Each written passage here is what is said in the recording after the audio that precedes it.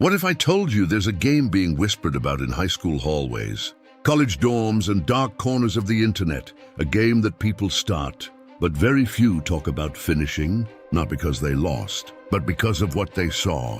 It has no official name. Most people just call it the Glass Oracle. Here's how it's played.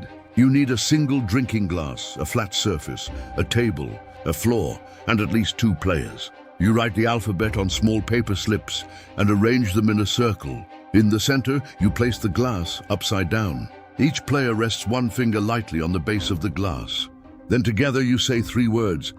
Oracle, are you there? If nothing happens, you're safe. But if the glass moves, if it slowly, silently glides toward the letter Y, the game has begun, and the Oracle is with you. Mara was 17 when she first played it at her friend Dina's birthday sleepover. 6 girls, a basement, a flashlight propped up like a lantern. They laughed at first. Dina pushed the glass as a joke, but then Mara took her finger off the glass to adjust her hair, and the glass kept moving. Nobody was pushing it. The Oracle spelled out a name R-E-E-D. Nobody knew a Reed. They asked if Reed was a spirit. The glass moved. Why? They asked how Reed died. The glass moved with sickening purpose. D-R-O-W-N-E-D-H-E-R-E. Dina lived on Hollow Creek Road. There had been a drowning in that creek. Years before, a boy. But the girls didn't know that, not yet. Now, if you're finding this story familiar, if something about it feels close to you, stick around. And if you haven't already, consider subscribing, because the stories we tell here don't come from fiction. They come from people who played and survived to type them out. Back to Mara. The rules say you must end the game properly. You say, Oracle, we release you, goodbye.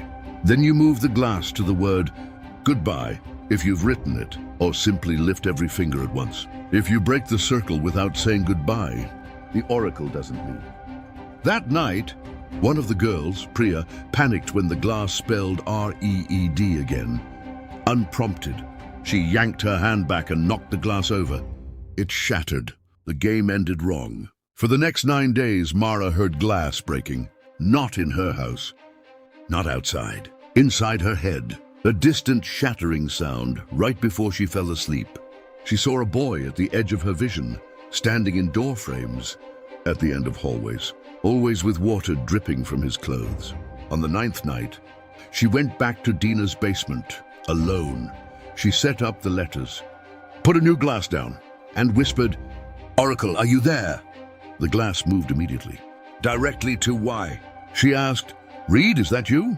The glass spelled slowly, deliberately, you broke the circle. Mara's hands were shaking. She said goodbye. She said it out loud. And she moved the glass, her finger alone, to goodbye. The glass stopped. The sound stopped that night. She never played again. But Priya? Nobody's heard from Priya in 3 weeks. Some circles, once broken, don't let you back in to close them.